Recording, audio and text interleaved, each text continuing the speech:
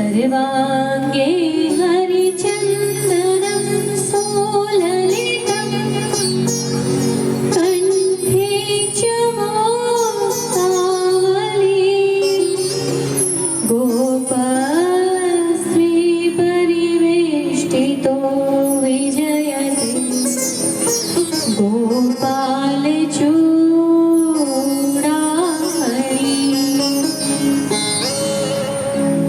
मेरी भवबाधा हरो श्री राधा नागर सो जातन की छाए परे श्याम हरित तुति हो। श्री राधे मेरी स्वामिनी और मैं राधे जो गोदा जन्म जन्म मोहे दीजियो श्री वृंदावन को। भक्ति भक्त भगवंत गुरु चतुर नाम वपुए तिनके पद वंदन किए नाशत विघ्न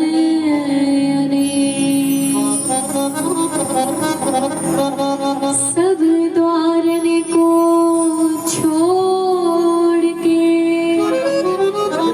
मैं आयो तेरे द्वार। ओ वृषभानु की लाडली निक मेरी ओर निहार। बरसाने की राधिका और नंदगांव के श्याम इनके चरणों में करूं मैं कोटि कोटि प्रणाम। जय जय श्री राधे जय जय श्री राधे जय जय श्री राधे श्याम। बोले बांके बिहारी लाल की बोली राधा रानी सरकार की बोली राधा वल्लभ लाल की बोली श्री हरिवंश महाप्रभु की बोली श्री भागवत महापुराण की बोली सुखदेव मुनि महाराज की बोले संत बाबा हरिदास जी महाराज की।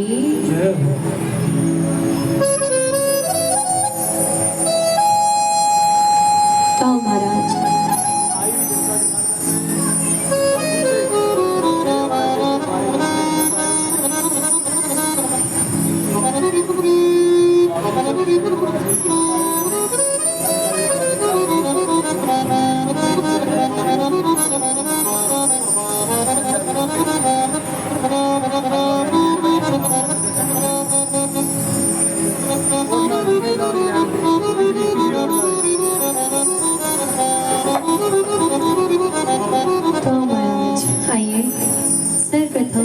मेरे परम आराध्य श्रीवर सरकार लाडले लाल जो सरकार प्रिया प्रियतम के चरणों में मेरा कोटि कोटि प्रणाम। उनसे प्रार्थना कि वो अपना आशीर्वाद हमें प्रदान करें। उनके उपरांत में परम श्रद्धेय प्रातः स्मरणीय अकारण करुणा वर्णालय भक्त वांछा परम श्रद्धेय श्री गुरुदेव दीक्षा गुरु शिक्षा गुरु गुरु माँ के चरणों में मेरा कोटि कोटि प्रणाम। इनसे भी प्रार्थना की ये भी अपना आशीर्वाद हमें प्रदान करें। उनके उपरांत में मेरे पूज्य माता पिता के चरणों में मेरा कोटि कोटि प्रणाम। साज पर बैठे भाई लोगों को मेरा प्रणाम। साउंड सर्विस प्रदान करने वाले भैया को मेरा प्रणाम। पधारी हुई सभी जनता जनार्दन को मेरा प्रणाम। एवं हमारे साथ आज कथा प्रांगण में जो राम सरा से भागों से भक्तजन पधारे, इन सभी के चरणों में भी मेरा कोटि कोटि प्रणाम। ऑनलाइन माध्यम से श्रवण कर रहे सभी भक्तजनों के चरणों में मेरा प्रणाम। तो हमारा आइए 5 मिनट का राधा नाम संकीर्तन और उसके पश्चात आज की कथा प्रसंग में हम और आप मिलकर श्रवण करेंगे। आज कथा का पंचम दिवस गोवर्धन लीला मुख्य तौर पे हम और आप मिलकर श्रवण करेंगे। आइए ताली सेवा के साथ सभी मेरा साथ देंगे। लाडली श्यामा जो रख लो हमें भी बरसाने में। देखिए बंधु, अभी कुछ दिन पहले जब हमने पूछा था कि वृंदावन कौन कौन गया है, तो बहुत कम लोग गए हैं ना। तो देखिए, यदि आप लोग वृंदावन जाना चाहें तो उसके लिए भी ठाकुर जी का बुलावा आ चुका है। कैसे? 23 दिसंबर 2025 को हम और आप मिलकर जा रहे हैं श्री धाम वृंदावन, और श्री धाम वृंदावन में जाकर श्रीमद् भागवत कथा हम और आप मिलकर श्रवण करेंगे। तो कोई यदि जाना चाहे तो बैनर्स पर नंबर लिखा हुआ है, उस नंबर पर कांटेक्ट कर सकते हैं। पिताजी से आप बात कर सकते हैं।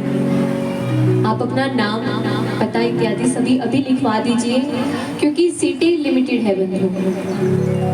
और आइए, यदि आप लोग जाना चाहें तो अभी से अर्जी लगाना आरंभ कर दीजिए बंधु।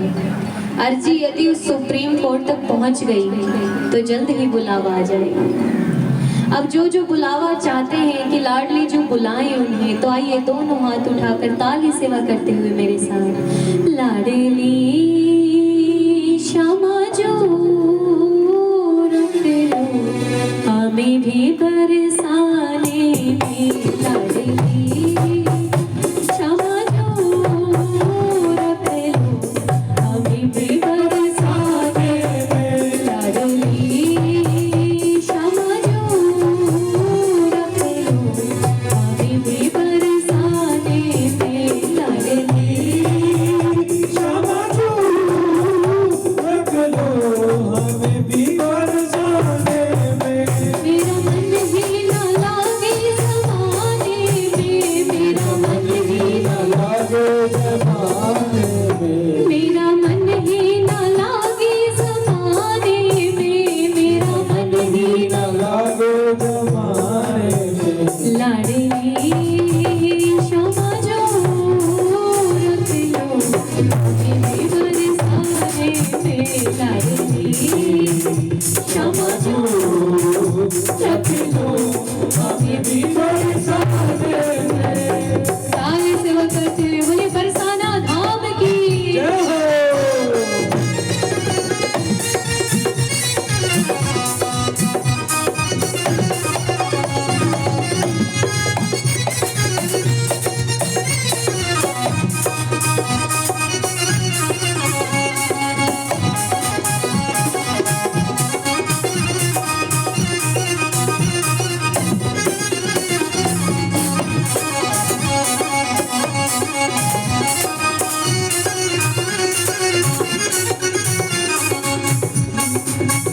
तेरा पथ है विशाल मैं तो रीति हूँ। तेरा पथ है विशाल मैं तो रीति हूँ। तेरा पथ है विशाल मैं तो रीति हूँ। तेरा पथ है विशाल मैं तो रीति हूँ। मेरे दिल में बड़ी चाल मैं तो जीती हूँ। मेरे दिल में बड़ी चाल मैं तो रीति हूँ। हाँ, मेरे दिल में बड़ी चाल मैं तो जीती हूँ। मेरे दिल में बड़ी चाल मैं तो जीती हूँ। थक न जाओ कहीं आने जाने में। थक न जाओ कहीं आने जाने में। ये लाडली जो, अगर मैं बार बार आना जाना करूंगी तो छोटी सी चीटी मात्र हूँ मैं, थक जाऊंगी। इसीलिए क्या कहना है? लाडली श्यामा जो रख लो हमें भी बरसाने में। लाडली श्यामा जो रख लो हमें भी बरसाने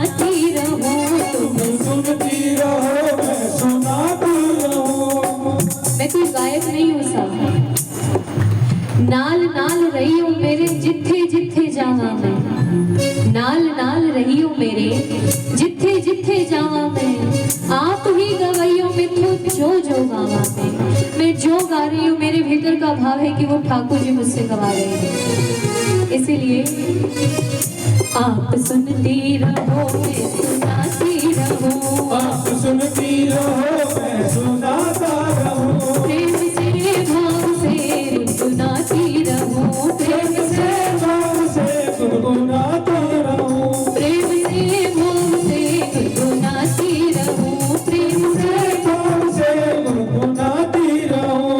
अच्छी गुजरेगी सुनने सुनाने में, अच्छी गुजरेगी सुनने सुनाने में, अच्छी गुजरेगी सुनने सुनाने में, अच्छी गुजरेगी सुनने सुनाने में। लाडली समाजो रख लो हमें भी बरसाने में, लाडली समाजो रख लो हमें भी बरसाने में। केवल रखना नहीं है लाडली बरसाने में, जीवन का जो अंतिम मकसद है वो भी हम बरसाने में जीना चाहते हैं। क्या है अंतिम मकसद?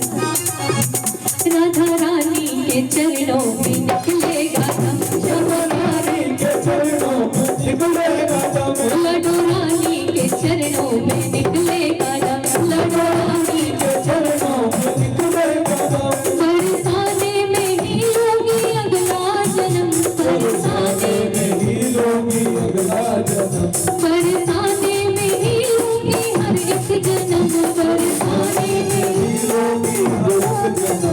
राधा रानी की चौखट पे निकलेगा दम, श्यामा प्यारी से चौखट पे निकलेगा दम, लडो रानी की चौखट पे निकलेगा दम, लडो रानी के चौखट पे निकलेगा दम। प्यारी जो केवल इतना ही नहीं, अब देखिए जब बरसाना धाम मिल गया, वृंदावन धाम मिल गया, तो फिर स्वर्ग की वैकुंठ की भी अभिलाषा बाकी नहीं रह जाती। क्या कहना है?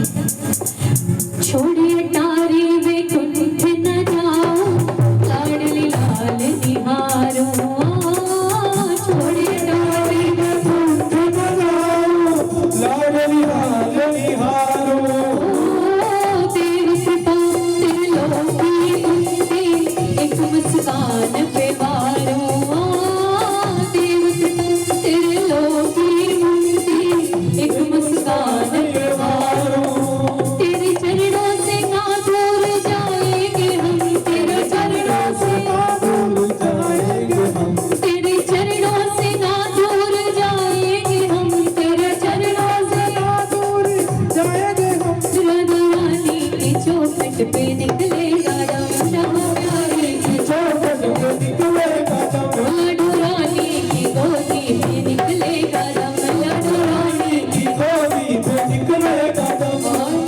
दया करो वृषभानु नंदिनी, राखो अपनी तेरी ओ, दया करो शिवानु नंदिनी, राखो अपनी तेरी ओ, राग द्वेष से मुख निकारो, नाय करो अब देरी, राग द्वेष से मुख निकारो, नाय करो अब तेरी।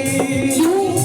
क्योंकि लाडली जो आप करुणामयी हैं, आप करुणा बरसाने वाली हैं। बंधुओं, राधा रानी को बरसाने वाली क्यों कहा जाता है? इसीलिए नहीं क्यों वो बरसाना में रहती है, इसीलिए क्योंकि वो कृपा बरसाती है। लुटाना और बरसाना तो अलग अलग चीज है प्यारे। लुटाता कौन है? जिसके पास कुछ अभाव है वो लुटाएगा, थोड़ा लुटा दिया थोड़ा रख लिया। लेकिन बरसाता कौन है? जिसके पास अनंत कोटि संदूक भरे हुए हैं। और हमारी श्यामा प्यारी करुणामयी है, खूब करुणा भरी है। और इसलिए तुम करुणामयी मैं हूँ तुम्हारी शरण, तुम करुणामयी मैं हूँ तुम्हारी शरण, तुम करुणामयी मैं हूँ तुम्हारी शरण, तुम करुणामयी मैं हूँ तुम्हारी शरण। उठाकर पूरे पूरे हाथ, अब आलस से नहीं भरता, ताली सेवा करते हुए राधा रानी की चौखट पे निकलेगा दम, रानी की चौखट पे निकलेगा दम, लाडो रानी की गोदी में निकलेगा दम, लाडो रानी की गोदी पे निकलेगा दम। बरसाने में ही लोगे अगला जन्म, बरसाने में ही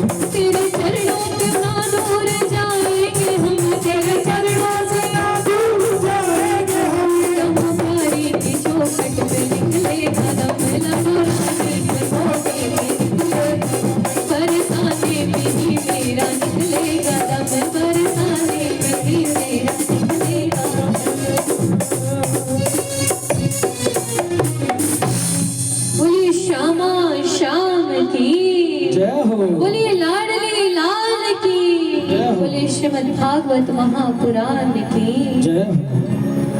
बंधुओं अंत तो गत्वा।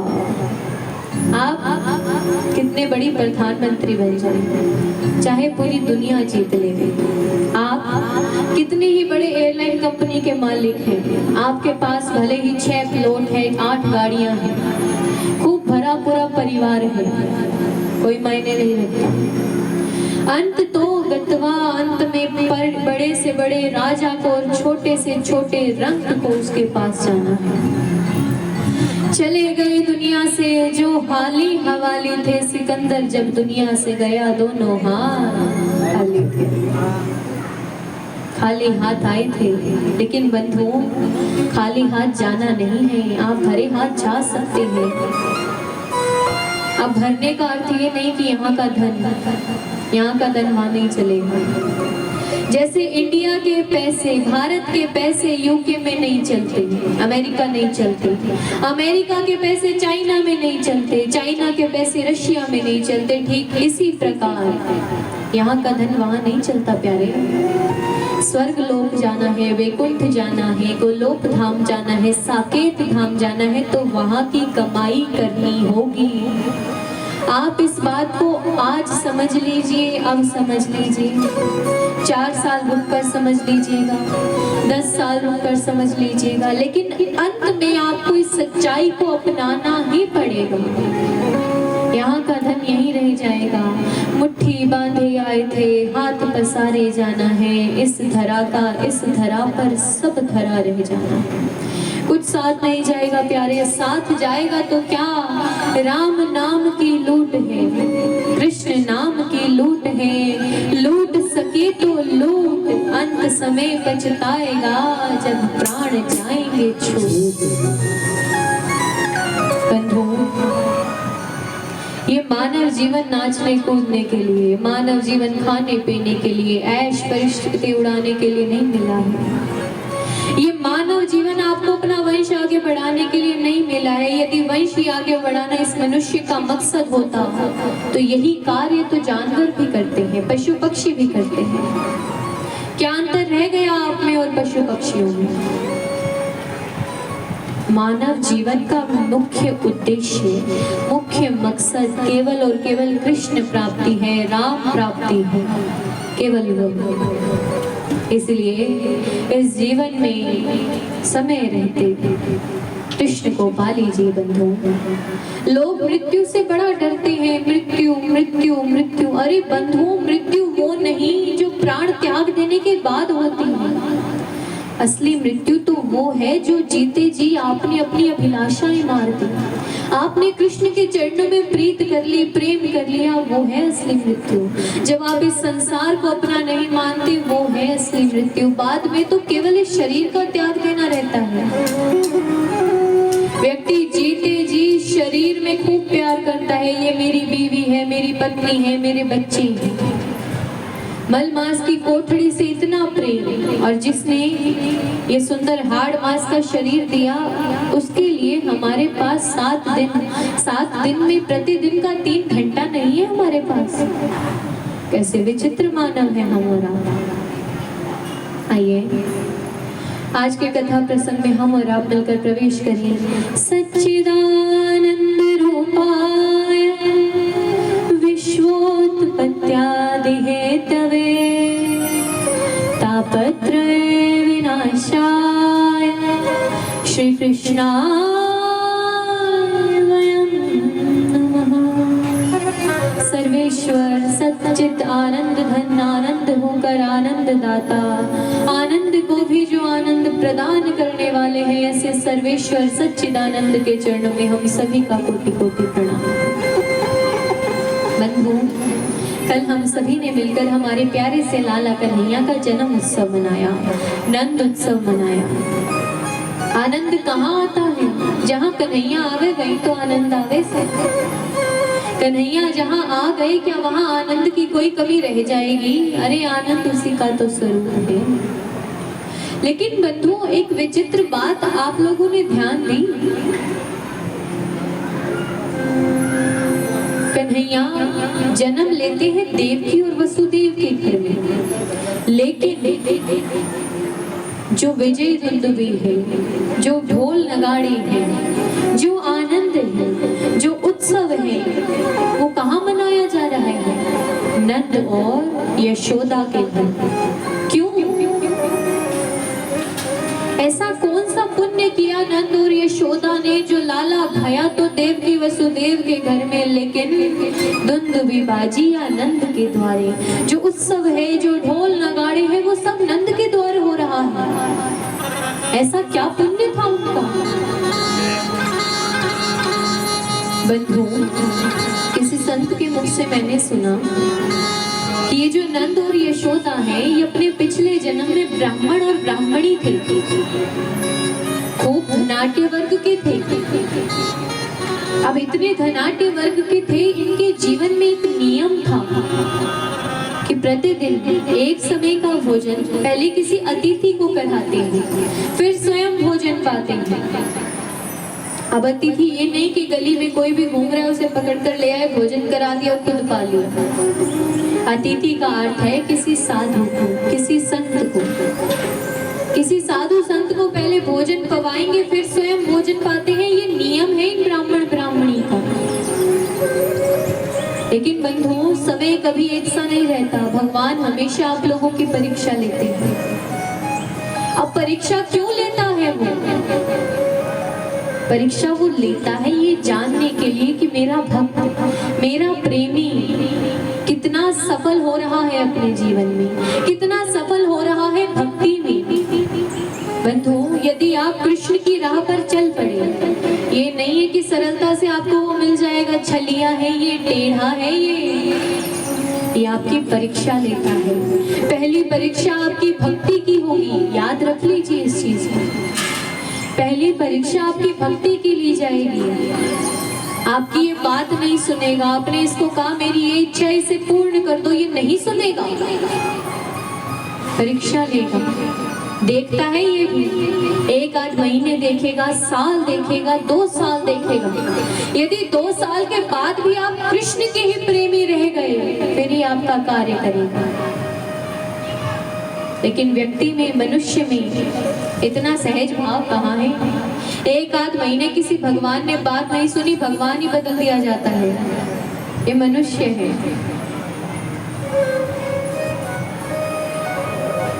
ऐसी हालत है मनुष्यों की बंधु। यदि भगवान बात ना सुने तो भगवान बदल दिया जाता है।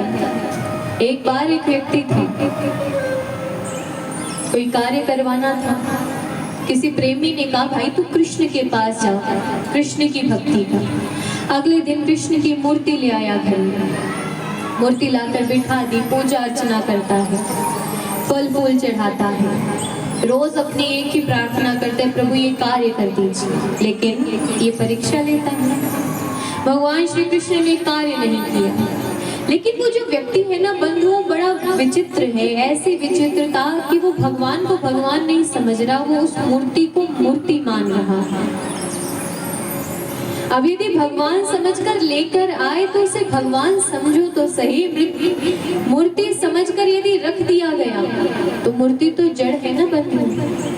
जब तक चेतन समझोगे नहीं तब तक चेतन शक्ति कैसे उजागर होगी?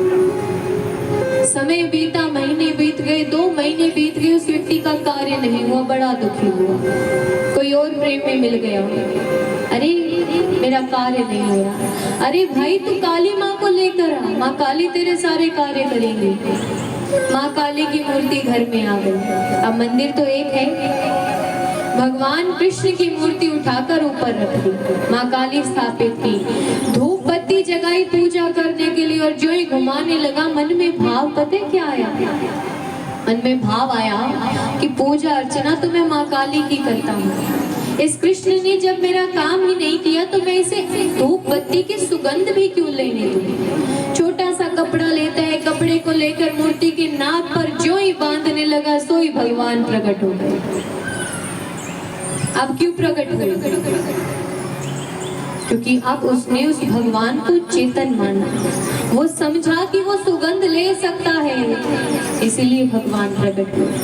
तो बंधुओं, ये मनुष्य की विचित्रता है। यदि एक आध महीने काम नहीं हुआ तो भगवान बदल दिए जाते हैं, लेकिन ये छलिया है, ये कृष्ण है, ये परीक्षा लेता है आपकी। पहली परीक्षा होगी आपकी भक्ति की, कि आप कहीं भगवान बदलते तो नहीं। दूसरी परीक्षा होगी आपके विश्वास की। कैसा विश्वास? विश्वास ऐसा दृढ़ होना चाहिए बंधुओं कि आपके जीवन में कुछ भी घटित हो जाए, आपका विश्वास टस से मस नहीं होना चाहिए। कई बार तो हमारे कृष्ण ऐसी कठोर परीक्षा भी लेते हैं कि आपके परिजन भी आपसे दूर कर देंगे। आप जिससे सबसे ज्यादा प्रेम करते हैं वो भी आपके जीवन से चले जाएंगे, लेकिन आपका विश्वास डगमगाना नहीं चाहिए बंधु। मीराबाई, क्या कुछ नहीं हुआ उनके साथ? बचपन से कृष्ण को अपना पति माना, विवाह हुआ, सब कुछ समय के बाद पति मर गए। देवर और ननद ने ना जाने कितनी बार परीक्षाएं ली, कभी सांप भेजते हैं, कभी विष का प्याला भेजते हैं, क्या कुछ नहीं किया, लेकिन मीराबाई का विश्वास डगमगाया नहीं बंधु। और जो विश्वास नहीं डगमगाया तभी तो उसने कृष्ण को पाया। यदि विश्वास डगमगा जाता, क्या वो कृष्ण को पाती? क्या कृष्ण आते? विश्वासं फलं दायक, विश्वास होना अति आवश्यक है बंधु। इधर ब्राह्मण ब्राह्मणी की भी खूब परीक्षा ली हमारे ठाकुर जी ने। जहाँ अच्छे धनाढ्य वर्ग के थे महाराज जी, वहाँ अब केवल और केवल हालत ऐसी है कि यदि कुछ कमा कर लाएंगे तो घर में भोजन बनेगा, नहीं तो घर में भोजन नहीं बनता। अन्न तो क्या, अन्न का दाना भी नहीं बचा है घर में। लेकिन ब्राह्मण और ब्राह्मणी अपने नियम पर अटिल है, अटूट खड़े रहे, नियम नहीं छोड़ा। आज भी वही नियम है, एक अतिथि को, एक साधु को, संत को भोजन पवाते हैं, फिर स्वयं भोजन खाते हैं। लेकिन बंधुओं, जब आप भक्ति की राह पर चलते हैं तो ये संसार वाले खूब टांग खींचेंगे। अरे रुक जा, अरे मुड़ जा, क्या करेगा मंदिर जाकर, क्या करेगा कथा जाकर, चल मूवी देख कर आते हैं, चल यहाँ नाच कूद कर आते हैं, चल शादी में चलते हैं, खूब टांग पकड़ी जाएगी। लेकिन बंधुओं, विश्वास अटल रखना है, कृष्ण की ओर बढ़ना है, यही भक्ति है। उस गांव के लोग भी ब्राह्मण ब्राह्मणी की खूब परीक्षा लेते हैं। एक बार गांव में कोई साधु संत आया। अब साधु संध्या के समय तक आए थे। दो चार व्यक्ति खड़े थे, उनसे पूछा साधु ने कि वही बताओ, हमें भोजन करना है, कोई अच्छा व्यक्ति का घर है तो बोलो। बोले महाराज, हमारे यहाँ तो एक ही अच्छे व्यक्ति हैं, वो दूर उनकी कुटिया है, चले जाओ, भोजन मिल जाएगा। साधु बाबा उनके घर गए। घर के मुख्य द्वार पर एक छोटा सा बालक खड़ा था। बालक को देखकर और संत अंदर चले गए। मैया, मुझे भूख लगी, भोजन मिलेगा? ब्राह्मणी कहती है, बाबा आज का जो भोजन था वो पूर्ण हो गया, लेकिन मैं नहीं चाहती कि मेरे द्वार से कोई साधु, कोई संत भूखे पेट जाए। आप इधर बैठो, मैं सामग्री लेकर आती हूँ, भोजन बनाऊंगी, फिर आपको भोजन पवाऊंगी। साधु कहते हैं कोई बात नहीं, मैं मेरी पूजा इत्यादि करता हूँ। भीतर बैठ गई। ब्राह्मणी गई दुकान इत्यादि से भोजन की सामग्री लेकर आई, भोजन पकाया और थाली संत बाबा के आगे। पाओ महाराज। अब बंधु, वो साधु महाराज कहते हैं,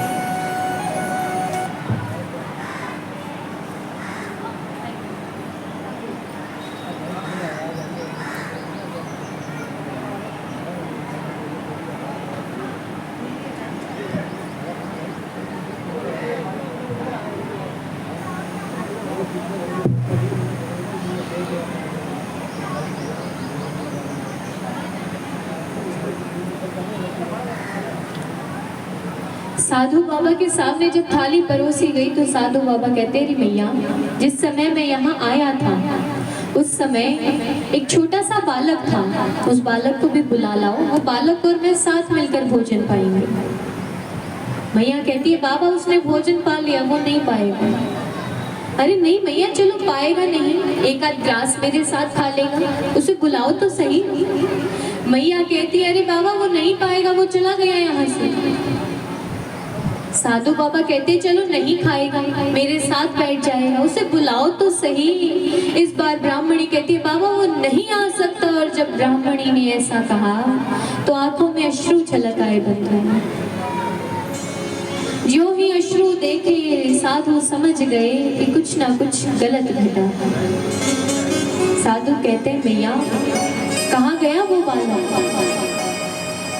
ब्राह्मणी कहती है बाबा आप उस समय घर में आए जब घर में भोजन हो चुका था। मैं नहीं चाहती कि मेरे घर से कोई साधु कोई संत भूखे पेट लौटे, इसीलिए मैं मेरे बालक को राशन की दुकान पर गिरवी रख के राशन का सामान लेकर आई। इसी सामान से आपका भोजन पकाया है, अब आप भोजन पाइए। साधु कहते हैं अरे मैया इतना प्रेम करती है संत सेवा से, इतना प्रेम कि अपने बालक को तो गिरवी रखा है। कितने वर्ष का था तेरा बालक?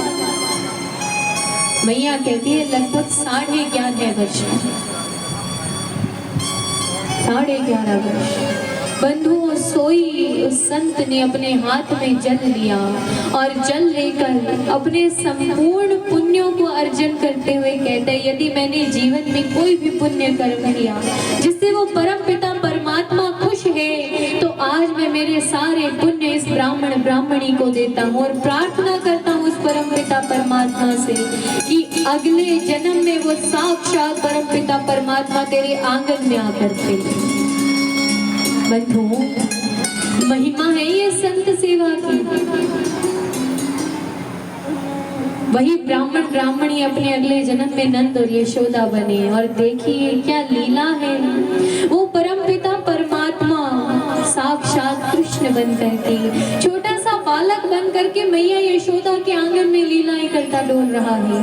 वो कन्हैया जिसके काल से यदि उसकी भ्रिकुटी टेढ़ी हो जाए तो काल भी थर थर कांपता है, वही लाला कन्हैया मैया यशोदा का आंचल पकड़कर इधर उधर डोलता रहता है। वो कन्हैया जो हम सभी को बनाता है, वही कन्हैया मैया यशोदा की उंगली पकड़ के चलना सीख रहा है आंगन में। ये प्रेम की बात है प्यारे। प्रेम करोगे तो जान पाओगे। मैंने खूब कहीं पढ़ा कि यदि कृष्ण को समझना है, कृष्ण को जानना है, तो किसी प्रेमी से पूछना कि कृष्ण क्या है, कौन है। यदि किसी पंडित से पूछोगे तो वो भगवान ही बताएगा। और मुझे ये बात समझ भी आई, यदि किसी ज्ञानी लोग से पूछोगे कृष्ण कौन है तो वो कहेगा भगवान है। उद्धव ले लीजिए, क्या कहता था? साकार कृष्ण नहीं है, निराकार ब्रह्म है। खूब ज्ञान दिखाया उसने जब तक ब्रज में नहीं गया। जो ही ब्रज में गया, जो वृंदावन निकट आया, वहीं से प्रेम ने अपना रंग दिखलाया। उलझकर कपड़ों में कांटे समझाने लगे, उलझकर कपड़ों में कांटे समझाने लगे। अरे अपना ज्ञान पर्दा फाड़ दे हम प्रेम दीवाने, हम प्रेम दीवाने, हम केवल प्रेम दीवाने हैं उद्धव। यहाँ ब्रज में पग पग पर हर तरफ तुम्हें केवल प्रेम मिलेगा, ज्ञान नहीं। तो बंधुओं संत सेवा का फल मिला नंद और यशोदा को, जो उनके आंगन में साक्षात वो परम ब्रह्म परम पिता परमात्मा लीलाएं करता डोल रहा है। बंधुओं हमारे लाला जो है वो 6 दिन के हुए, छठी मनाई गई लाला की। अब छठी पूजन चल रहा है, खूब उत्सव मन रहा है धूमधाम से। इधर कंस को ज्ञात तो हो ही गया था कि उसका काल जन्म ले चुका है। सोई कंस ने सबसे पहले राक्षस राक्षसी भेजने आरंभ कर दिए। ब्रज के अंदर कंस द्वारा भेजी गई सबसे पहली राक्षसी आई है पूतना। पूतना आई, सुंदर ब्राह्मण पत्नी का वेश धर कर आई है। महल में पधारी, अरे नंदरानी मैं ब्राह्मण पत्नी हूँ, मैंने सुना है तुम्हारे यहाँ लाला का जन्म हुआ है, क्या मुझे दर्शन नहीं करवाओगी? हाँ हाँ करो, तुम भी दर्शन करो। लाला के दर्शन करवाती है। अब बंधुओं, जो ही लाला के दर्शन करती है पूतना, एक बार मन में वात्सल्य भाव आया, लेकिन जान गई कि वात्सल्य भाव नहीं लाना, मारने आई हूँ इसे। अपने वक्ष स्थल से कालकूट विष लगाकर आई है, ऐसा विष जिसका कोई उपाय ही नहीं है। कन्हैया को हाथ में लिया और यशोदा से कहती, अरे नंदरानी, तुझे पता है मैं ब्राह्मण पत्नी हूँ, मुझे वरदान मिला हुआ है कि यदि कोई भी बालक मेरा स्तन पान करता है, मेरा दुग्ध पान करता है, तो उसकी आयु खूब लंबी होती है, चिरंजीवी होता है वो पुत्र। अब यदि तू कहे तो मैं तेरे लाला को दुग्ध पान करा दूं? हाँ हाँ कराओ भाई। अब यदि किसी मैया को पता चले कि किसी की गोद में देने से, किसी का दुग्ध पान करवाने से उसका लाला खूब लंबी उम्र तक जिएगा, क्या गोद में नहीं देंगे? भोली वाली यशोदा मैया ने पूतना की गोद में दे दिया। पूतना दुग्ध पान करा रही है लाला को। लेकिन बंधुओं, ज्यों-ज्यों लाला दुग्ध पान कर रहा है, तो केवल दुग्ध पान नहीं कर रहे हमारे लाला, साथ ही में पूतना के प्राणों का भी हरण कर रहे हैं। थोड़ी ही देर में जब संपूर्ण प्राणों का हरण होने को आया, पूतना छटपटाने लगी। छटपटाते हुए अपने असली रूप में आई और लाला को लेकर ब्रज से दूर जाकर रही। जो ही पूतना का असली स्वरूप देखा, मैया डर गई। दौड़ते हुए सभी ब्रिजवासियों को एकत्रित कर लिया, वो मेरे लाला को लेकर भाग गई, उड़ गई। दूर जाकर देखा तो क्या देखते हैं कि 100 कोस लंबी दूर योजन में पूतना का शरीर फैला हुआ है। विकराल रूप है पूतना का और पूतना मरी हुई है। पूतना के ऊपर हमारे छोटे से श्याम सुंदर क्रीड़ा कर रहे हैं, खेल रहे हैं। ब्रिजवासियों ने बंधुओं लंबी सीढ़ी लगाई, पूतना के ऊपर चढ़े, छोटे से लाला को उठाया, उठा करके पहले गौमूत्र से स्नान करवाया है, फिर गाय के पूंछ का झाड़ा दिलवाया, खूब शुद्ध पवित्र इत्यादि करके मैया यशोदा की गोद में दी। यहीं से कन्हैया के जीवन में गायों का आना आरंभ हो गया। गायों की रक्षा करने के लिए ही तो आए थे हमारे लाला, मैया यशोदा की गोद में दिए गए। बंधुओं, ये पूतना कौन है जानते हैं आप लोग? ये पूतना है राजा बलि की लड़की रत्नमाला। राजा बलि को छलने जब वामन देव जी आए थे, याद है प्रसंग? वामन देव जी के मुख पर इतना तेज, सब मोहित हो गए। उस समय राजा बलि की लड़की रत्नमाला ने जब वामन देव जी को देखा तो मन में भाव आया कि इतना सुंदर पुत्र तो मेरे भी हो। लेकिन वहीं जब वामन देव जी ने राजा बलि को छल लिया तो मन में भाव आया कि ऐसा पुत्र हो तो उसे कालकूट विष पिलाकर मार दूं मैं तो। दो मन में भाव आए और दोनों ही भाव पूर्ण किए हमारे लाला ने। अरे लाला बन करके, पुत्र बन करके उनका दुग्ध पान भी किया और कालकूट विष का भी पान कर लिया। और बंधुओं, केवल इतना ही नहीं, हमारे कन्हैया ने जो गति माँ यशोदा को दी, जो गति माता देवकी को दी, वही गति पूतना को भी प्रदान की। नारद जी ने कहा, महाराज वो तो आपको मारने आई थी, उसको भी मैया के समान गति क्यों प्रदान कर रहे हैं?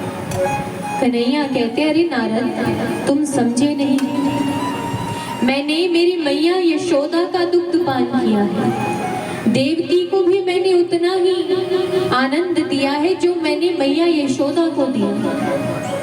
तो जब मैं मेरी दो मैया में भेद नहीं कर रहा, तो पूतना का भी दुग्ध पान मैंने किया। एक प्रकार से मेरी मैया हुई वो, तो मैं अपनी तीसरी मैया के साथ भेदभाव क्यों करूं भला? ये भेदभाव मिटाने के लिए पूतना को भी देवकी और यशोदा के समान ही गति प्रदान की है। ऐसी करुणामयी है हमारे श्री कृष्ण। बोले कृष्ण कन्हैया लाल की जय हो। बंधु, लाला का अभी तक नामकरण नहीं हुआ है। लाला को अभी तक मैया, क्योंकि श्याम वर्ण के हैं, तो हमारी जो मैया है वो इन्हें कनुआ बुलाती है। क्या पुकारती हैं? कनुआ। नामकरण नहीं हुआ, कनुआ बुलाते हैं। और बंधु इधर हमारे लाला जो है वो 81 दिन के थे। अभी तक ब्रज में नेक असुर इत्यादि पहुंच चुके हैं। तो असुरों से डरकर मैया यशोदा अपने लाला को हाथ लगवाकर खूब दान इत्यादि दे रहे हैं। गौशाला में लेकर गई, लाला को सुला दिया और सुलाने के पश्चात टूटे हुए रथ पर सुलाया है। टूटे हुए रथ पर सुलाकर मैया यशोदा दान दे रही है। इधर उसी समय कंस द्वारा भेजा गया तृणाव्रत नाम का राक्षस आया, लाला को लेकर हवा में उड़ गया। बंधु छोटे से लाला ने छोटे छोटे हाथों से मुष्टिक का प्रहार किया। तृणाव्रत का हुआ गोविंदाय नमो नमः। अनेक असुरों का संहार कर रहे हैं और साथ ही में सभी देवी देवताओं को भी खूब आनंद दे रहे हैं। कैसा आनंद! अभी तक ब्रिज में अनेक देवी देव आ चुके हैं लाला का दर्शन करने। और बंधु उन्हीं देवी देवताओं में से एक आए हमारे भोले बाबा। अब भोले बाबा भोले हैं, इतने भोले कि लाला से मिलने चले और अपने स्वरूप को तो संभाला भी नहीं। वही गले में सांप है, वही बिच्छू लटक रहे हैं, वही भस्म इत्यादि रमा कर और भोले बाबा आ गए। अलग निरंजन, मैया अपने लाला का दर्शन करवाओ हमें। अब बंधु ब्रज में इतने अनेक असुर आ चुके कि मैया डरती है, हर किसी को दर्शन नहीं करने देती अब अपने लाला का। तो मैया कहती है, अरे महाराज आपने अपना स्वरूप देखा है, मैं कैसे अपने लाला के दर्शन करवा दूं? मैं तो आपको अपने लाला के दर्शन नहीं करूं। और मैया कहती है, नजर लगी जाए रे जुल्म होए जाए, नजर लगी जाए रे जुल्म होए जाए, दिखाओ कोनी लाडलो नजर लग जाए। अब कौन कौन चाहता है कि महादेव जी को दर्शन होनी चाहिए? चाहते हो आप लोग तो ताली सेवा करते हो। मैया यशोदा से प्रार्थना करेंगे, नजर लग जाए रे जुल्म होए जाए, नजर लग जाए रे जुल्म होए जाए, दिखाओ कोनी लाडलो नजर लग जाए, दिखाओ कोनी लाडलो नजर लग जाए, नजर लग जाए रे जुल्म होए जाए, नजर लग जाए रे जुल्म होए जाए, दिखाओ कोनी लाडलो नजर लग जाए, दिखाओ कोनी लाडलो नजर लग जाए, दिखाओ कोनी लाडलो नजर लग जाए, दिखाओ कोनी लाडलो नजर लग जाए। ताली से एक साथ सभी बोले कृष्ण कन्हैया लाल की।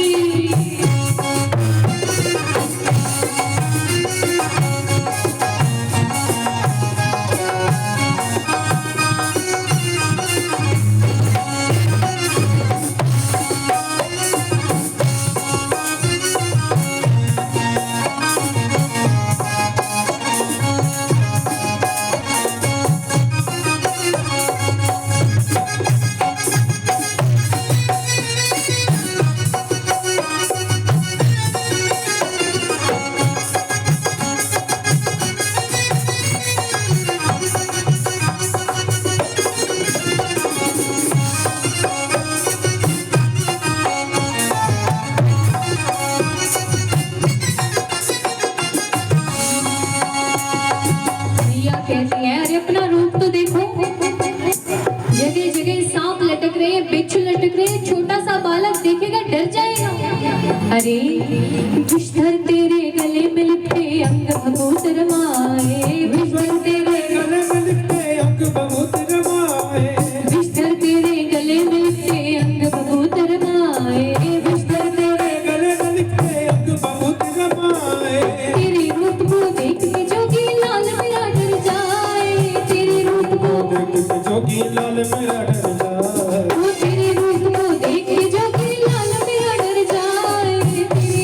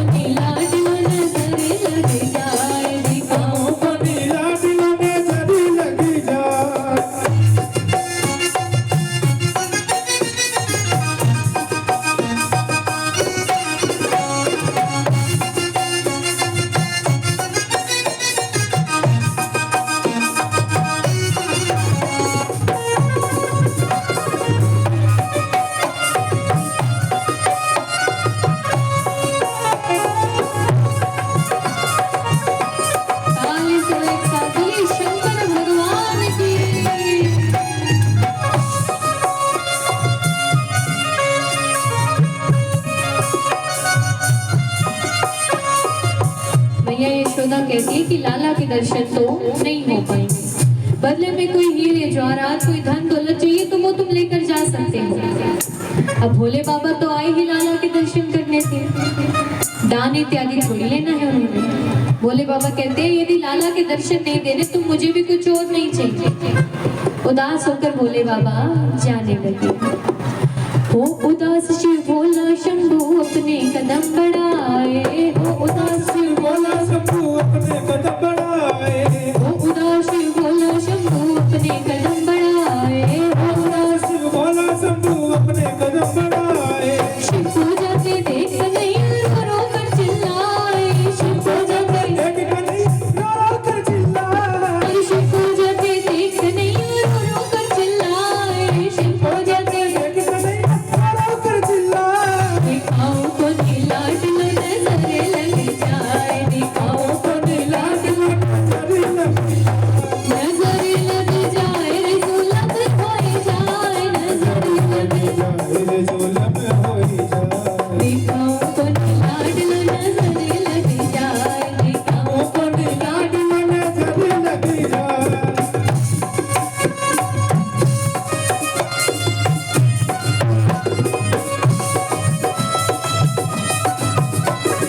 ताली से एक साथ सभी।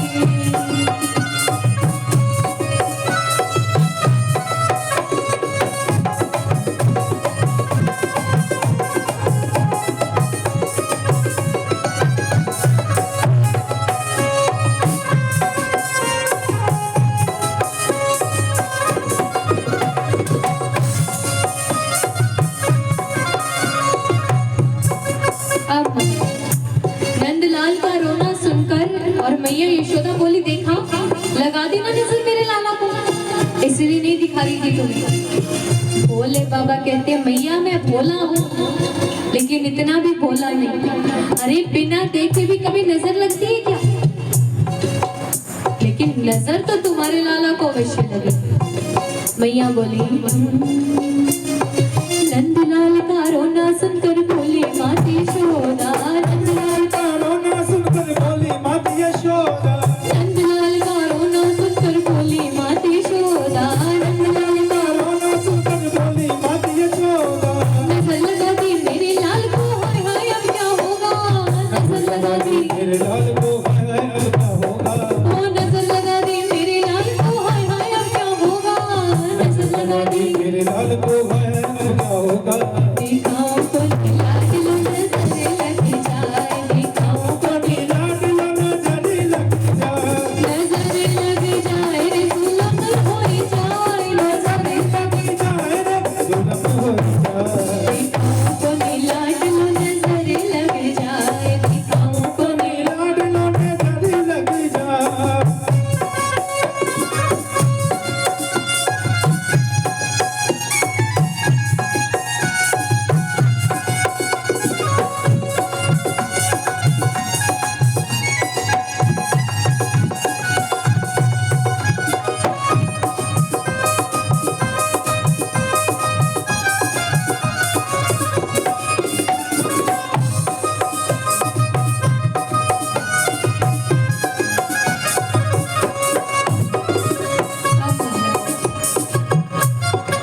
मैया यशोदा कहती है कि आपने मेरे लाला को नजर लगा दी। भोले बाबा कहते हैं मैया नजर मैंने नहीं लगाई, लेकिन जिस प्रकार से तुम्हारा लाला रो रहा है उस प्रकार से नजर तो लगी हुई है। अब नजर लगाने का तो पता नहीं, लेकिन मुझे नजर उतारनी आती है। तो यदि तुम अपने लाला को ले आओ तो मैं नजर उतार जरूर सकता हूँ। अब मैया यशोदा भीतर से लाला को लेकर आती है। इतना सुनकर माता यशोदा मोहन को ले आई, इतना सुनकर माता यशोदा मोहन को ले आई, इतना सुनकर माता यशोदा मोहन को ले आई, इतना सुनकर माता यशोदा मोहन को ले आई। दर्शन किए हरि के शिव ने राजो खुशी मनाए, दर्शन किए हरि के शिव ने राजो खुशी मनाई, ओ दर्शन किए हरि के शिव ने राजो खुशी मनाए, दर्शन किए हरि के शिव ने राजो खुशी मनाई। दिखाओ को लाड लो नजर लग जाए, दिखाओ को लाड लो नजर लग जाए,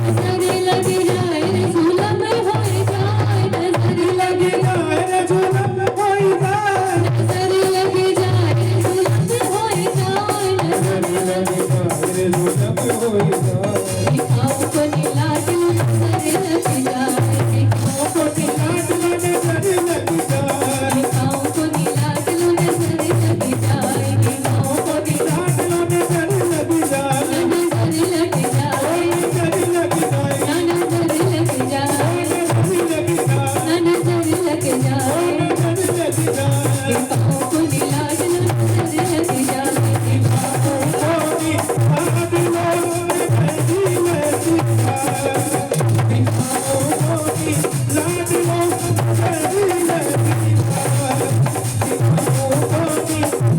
लो मेरी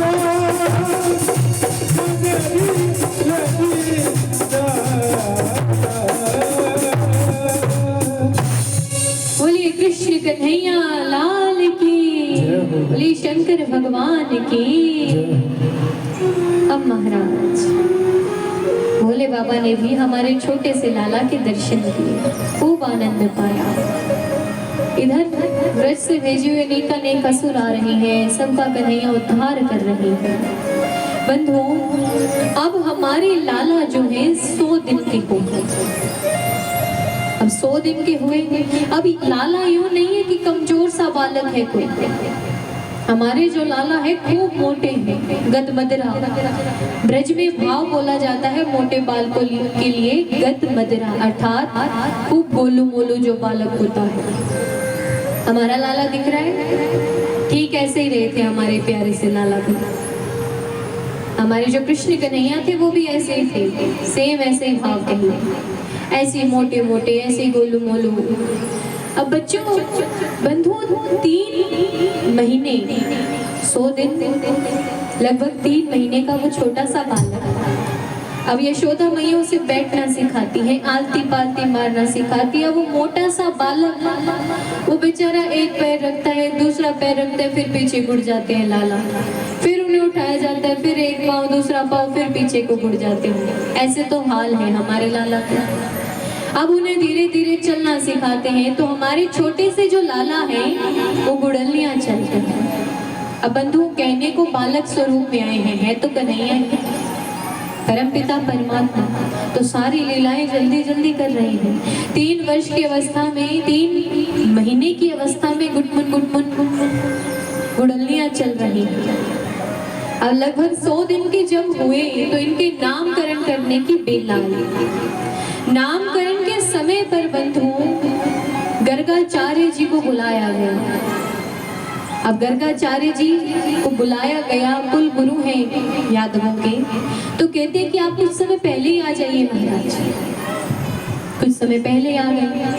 अब जो गर्गाचार्य जी है उनका नियम है कि अपने ठाकुर जी को, अब उस समय प्रतिमा तो होती नहीं थी, केवल शालिग्राम जी थे, तो शालिग्राम जी को भोजन पवाने के लिए वे स्वयं अपने हाथों से भोग बनाते थे गर्गाचार्य जी। अब गर्गाचार्य जी एक दिन पहले आए, तो इधर गर्गाचार्य जी ने खूब सुंदर आसन पर अपने शालिग्राम जी को बिठाया। अब यशोदा से कहते हैं, अरे यशोदा देखो, मैं अपने लालजू को भोजन स्वयं अपने हाथों से पवाता हूँ, तो तुम मुझे सामग्री दे दो। मैया ने सामग्री दे दी। अब सामग्री में क्या दिया बंधु? चावल दे दिए, दूध दे दिया, चीनी दे दी, सब कुछ दे दिया, खीर बनाने की प्रसादी दे दी। और हमारे छोटे से लालजू, इन्हें तो मीठा वैसे ही बहुत पसंद है। मीठे के नाम पे तो लाल टपकती है लाला की, इतना प्रिय है मीठा लाला का।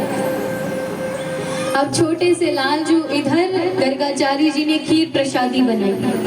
खीर प्रसादी बनाकर और शालिग्राम जी के सामने रख दी। सोने की कटोरी बन गई।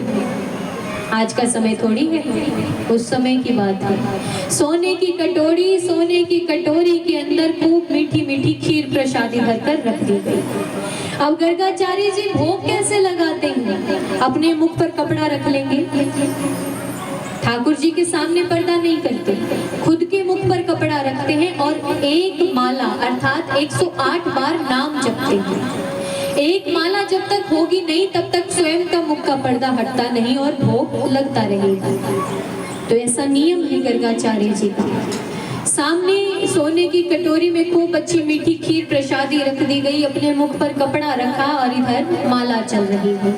अब मंत्र इत्यादि बोल रहे हैं, प्रभु आओ पाओ आओ पाओ। अब बंधुओं, जब साक्षात घर में ब्रह्म बैठा है तो वो पाने तो आएगा ही। अब छोटे से लालजू, छोटे से हमारे कन्हैया दाऊ भैया के साथ खेल रहे हैं। इधर गर्गाचार्य जी ने प्रार्थना की और उधर कन्हैया को सुनाई दे गया, अरे दाऊ भैया खेल रहे थे ठाकुर जी, खेलते खेलते रुक गए। अरे का भयो लाला? अरे दाऊ भैया वो जो अपने आचार्य आयो है वो मुझको बुला रहे हो, वो जो आचार्य आया है वो मुझे बुला रहा है। किस लिए बुला रहे लाला? अरे मुझको कह रहे हो तू आके प्रसाद पा। अच्छा लाला, का बनो है प्रसाद में? बोले भैया आज तो प्रसाद में मीठी मीठी खीर है। दाऊ भैया कहते हैं जा लाला देख कर, अगर अच्छी हो तो मुंह को आवाज लगा लियो, मैं भी आ जाऊंगा। अब छोटे से लाला 3 महीने की अवस्था और गोलू मोलू गदमदरा से हैं, गुटमुन करते हुए आए। सामने क्या देखते हैं कि गर्गाचार्य जी तो मुख पर कपड़ा रखकर और माला कर रहे हैं। अब भाई उन्होंने पुकारा है भोग लगाने के लिए, ठाकुर जी आए, आलती पालती मारी, कटोरी हाथ में और हाथ से वो खीर पा रहे हैं। इधर ठाकुर जी का पाना हुआ और इधर गर्गाचार्य जी की माला पूर्ण हो गई। जय हो मेरे शालिग्राम भगवान। प्रसाद कहाँ गए? अब प्रसाद हो गए तो दिखे, पास ही में नजर घुमाई, क्या देखते हैं कि छोटे से लाल जो अपने छोटे छोटे हाथों से प्रसादी पा रहे हैं। अरे यशोदा देख, तेरे लाला ने मेरे ठाकुर जी की प्रसादी झूठी कर दी। मैया यशोदा कहती है महाराज माफ करो, छोटा सा लाला है, भूल चूक माफ कर दीजिए इसकी, नहीं पता इसको कि भोग इत्यादि लग रहा है। अब छोटे से लाला को उठाया, कमरे के भीतर रखा, पुनः प्रसादी की सामग्री दी।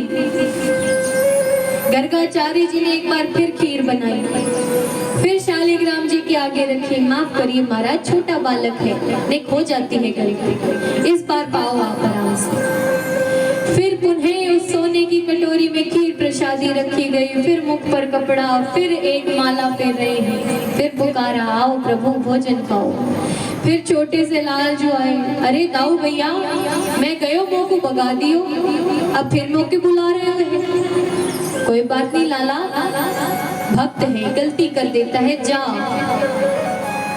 अब छोटे से लाल जो फिर गुटमुन करके हुए आए, आकर बैठे सोने की कटोरी हाथ में और फिर छोटे छोटे हाथों से प्रसादी पाई।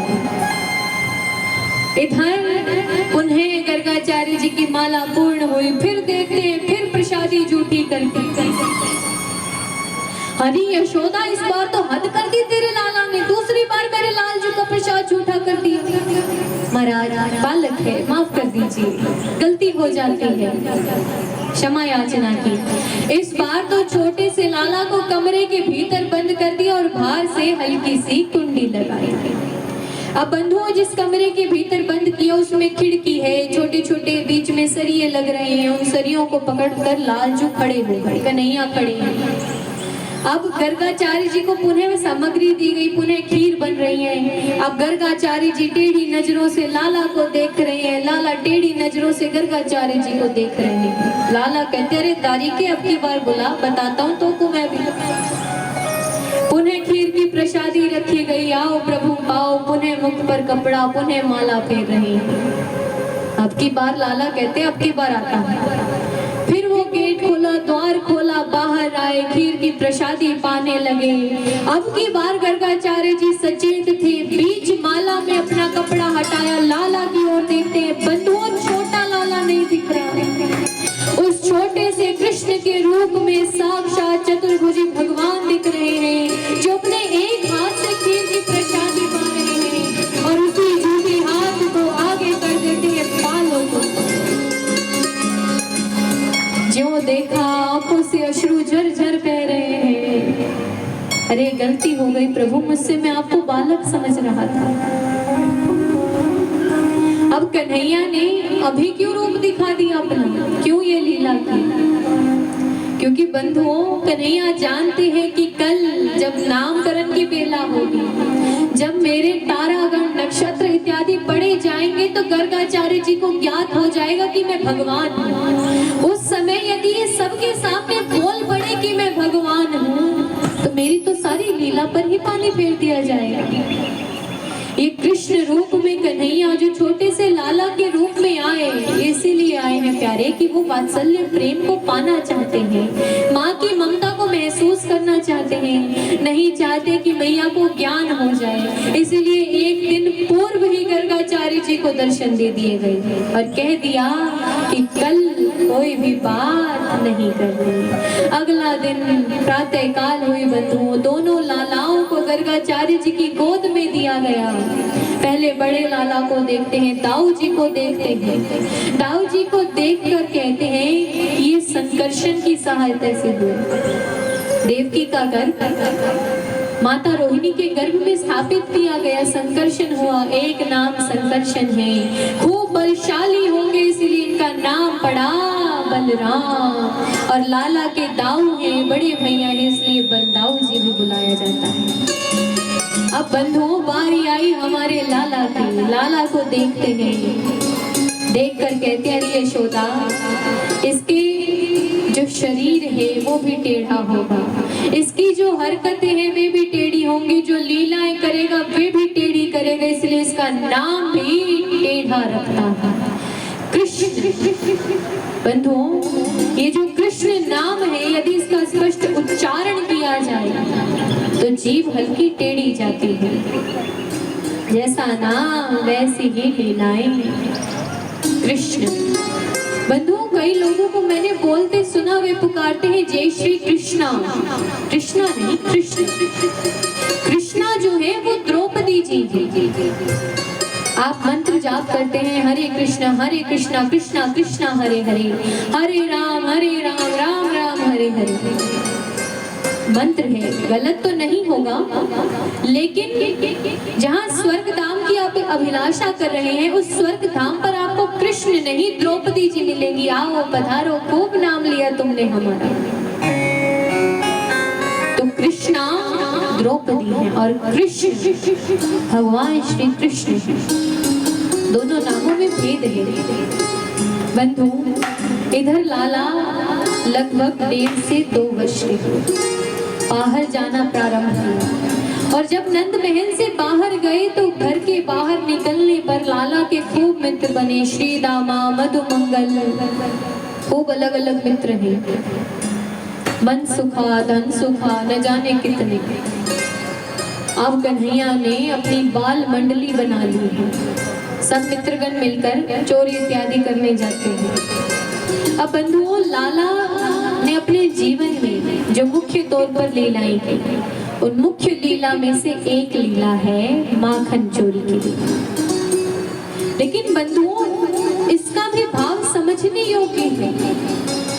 लोग कहते हैं कृष्ण ने चोरी की, हम भी चोरी कर सकते हैं। भैया करो तो तुम। उसने तो 7 वर्ष की आयु में 7 वर्ष का गिरिराज उठाया, तुम भी उठा दो, छोटा सा पत्थर ही उठा लो।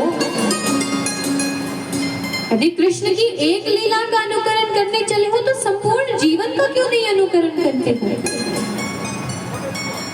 कृष्ण की 16,108 पटरानियां हैं, 8 रानियां हैं। अरे हम तो 2-4 रखें, ये हमारा बेटा तो कृष्ण हो गया। अच्छा बंधुओं, तुम उसे कृष्ण मानकर उसे शय दे रहे हो उसके गलत कार्य में। कौन थी वो 16,100 रानियां? भौमासुर की कैद से छुड़वाई थी ठाकुर जी ने। उन रानियों को जब छुड़वाया गया तो वे अपने प्राणों का जोहर करने चल पड़ी, ये कहकर कि अब हमें समाज द्वारा स्वीकृति नहीं मिलेगी। तब हमारे कन्हैया ने उन्हें अपनाया था। क्या गलत किया उन्होंने? कंस जैसे इतने बड़े राक्षस को मार गिराया उन्होंने। बाल्यकाल से नेकानेक असुरों का संहार करते आए, उद्धार करते हुए, वो किसी ने नहीं देखा। 16,108 रानियां सबको दिख गई, चोरी की वो सबको दिख गई। चोरी क्यों करता था? चोरी लोग करते हैं जब स्वयं के अभाव हो। जिसके स्वयं के घर में 9 लाख गौएं बंधी हुई है, उसके घर में अभाव होगा? वो भाव पूर्ण करने गया था। प्रति गोपी कहती है, काश हमारे घर भी कन्हैया आए, हमारे घर भी कन्हैया आए। उन गोपियों के भाव पूर्ण करने गए थे हमारे लाला। लेकिन ना समझिए, मनुष्य अपने अनुसार सारी लीलाओं को ढाल लिया हमने।